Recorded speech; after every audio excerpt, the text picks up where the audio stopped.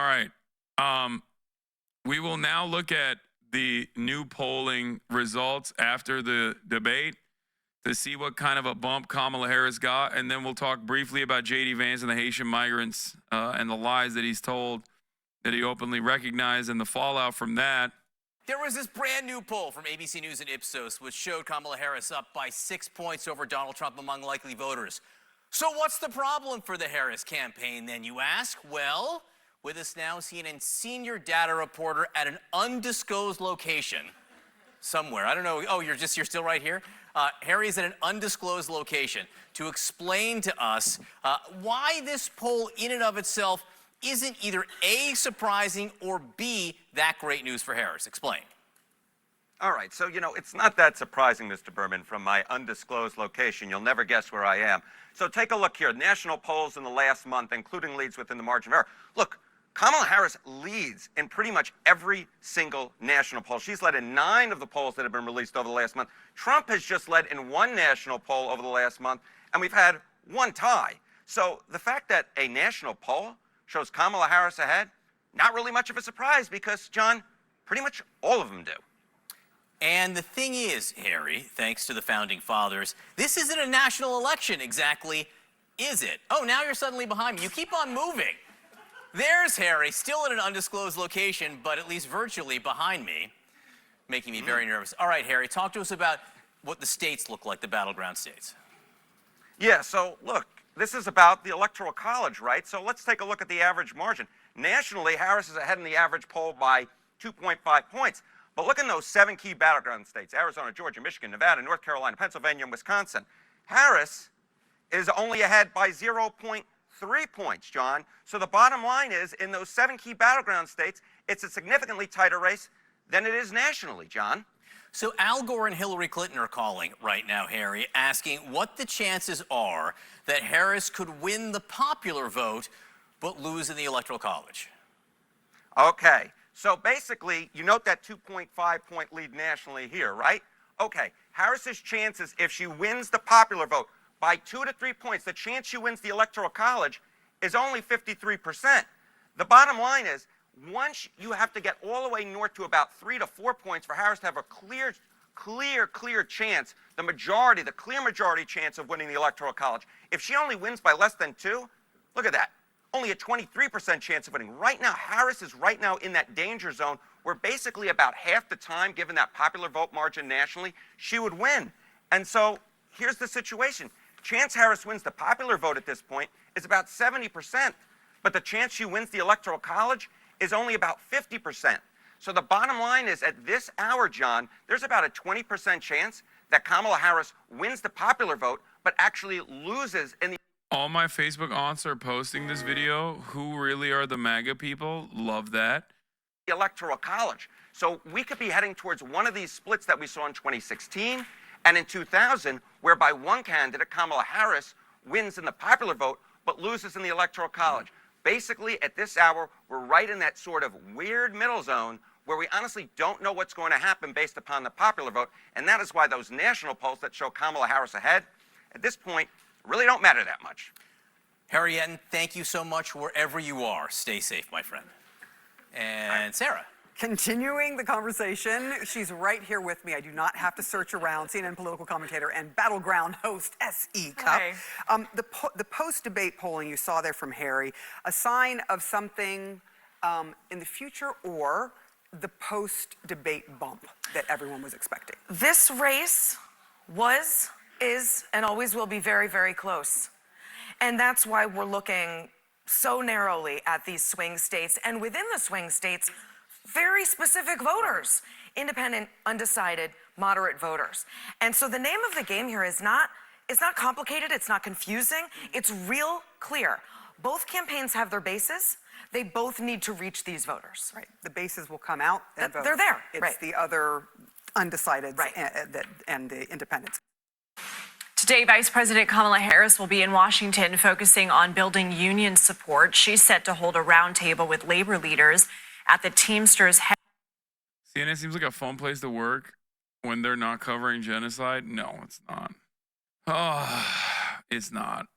Trump posts, I hate Taylor Swift. That's 8 hours. That's 8 minutes of coverage. The analysis has been torn apart on Twitter. There have been under 5 state polls spread across the states since the debate, but over 8 to 10 national ones.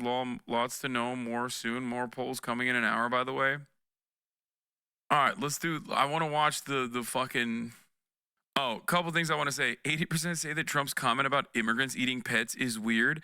64% say it's very weird. Okay? Just so you understand. Just so you fucking understand. Like, people do not vibe with this because he's going above and beyond. This is going to turn into yet another. I know, I'm going to read the first comment in a second. This is going to turn into yet another abortion debacle where they go above and beyond and they actually miscalculate and think that people are as horny to kill migrants as they are. And the Democrats ain't going to do a goddamn thing about it until it's far too late. Okay? And then they're going to campaign off of it. I just want to remind everyone that Democrats did not campaign on abortion. They did not actively talk about abortion. Joe Biden was actually literally reluctant to address abortion even after Roe v. Wade. And Mike Donilon, Joe Biden's advisor who just recently left the Harris team like a month ago, openly said that the 2022 electoral victories in the midterms that was supposed to be a red wave turned to a red puddle was actually because Joe Biden didn't talk about abortion. That's how fucking out of touch some of these dumbasses are. Okay?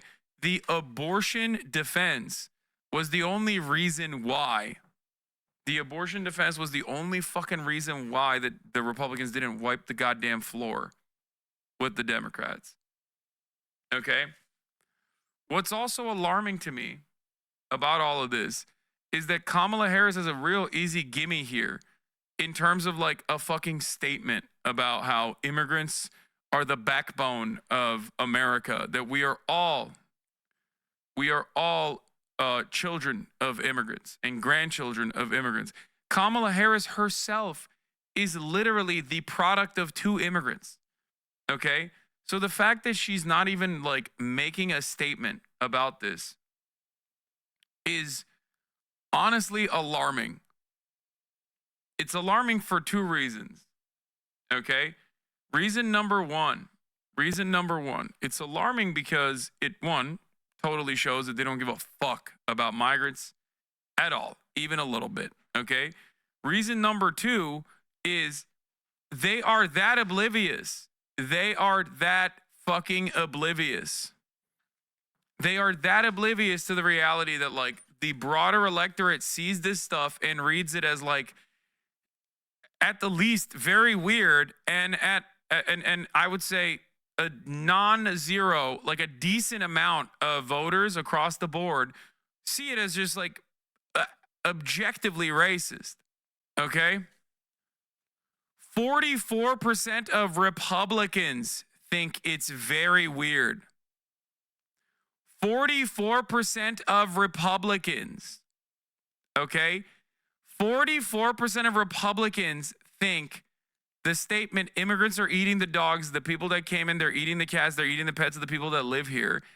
44% of Republicans, please, I need you to understand. This is so hyper online. It's so extremely, unimaginably online that even Republicans are like, what the fuck are you saying? Okay? A lot of you look at TikTok comments and think like, oh, well, I've seen a lot of Republicans on TikTok say it's real. It's like, that does not make up enough of a percentage of the broader electorate as you think it is, okay? This is, yet another instance. It's like begging for anything here. Like any minor defense against the top of the hour ad break. Just a little bit, you know? Bare minimum. Subscription. Twitch Prime. Gifted sub. Anything. Because at the top of the hour, there's a 3-minute ad break. And if you no longer want to see those ads, all you need to do is subscribe, which you can do for $5 or for free with Twitch Prime. Here's the 3-minute ad break now. My mom's a hardcore one-issue abortion voting Republican, and thankfully she thought it was completely ridiculous. Remember what I told you. Remember what I told you. Republicans have lost the capability of reading the fucking room, and they just lean into their worst sensibilities. There is a level of permissible racism that you can cut. Okay? There's a permissible amount of racism that exists in society. Racially charged hierarchies, the white supremacist criminal justice system. You can point to those things as a substitute for saying the N-word. You can not say the N-word. Okay? You have to say common sense. You have to say, look around. There's a lot of crime happening. You have to say the police need to do their jobs. You can't say black people are racially inferior and predisposed genetically to doing more violence. When you say that, you come across as insanely racist, like in a nerdy way. You can't say it's racially like this. You have to say it's culture. It's culture. Okay? There is a reason why Republicans used to use dog whistles. And they're dropping those dog whistles. When they drop those dog whistles, people go, that's a little gross, man. That's a little gross. I don't really understand it. I feel like that's a little too gross for me. And it's crazy that the Democrats are not taking advantage of this. Actually crazy. Shocking. Alarming. Worrisome. And joining me now is former President. Here's J.D. Vance talking about the Trump campaign.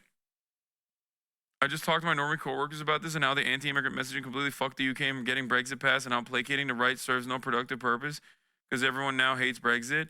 They also think the eating pet thing is super weird. Yeah. In my opinion, it's the same concept behind why Republicans don't even like the results of the policies they vote for. The majority of normal Republicans love racist shit, but the moment you start getting real with it, they're not the biggest fans. Yes. They never imagine the understandable, foreseeable outcomes of the incredibly violent and very bad policies that they push for until they are left responsible with those policies. Then they're like, oh, fuck.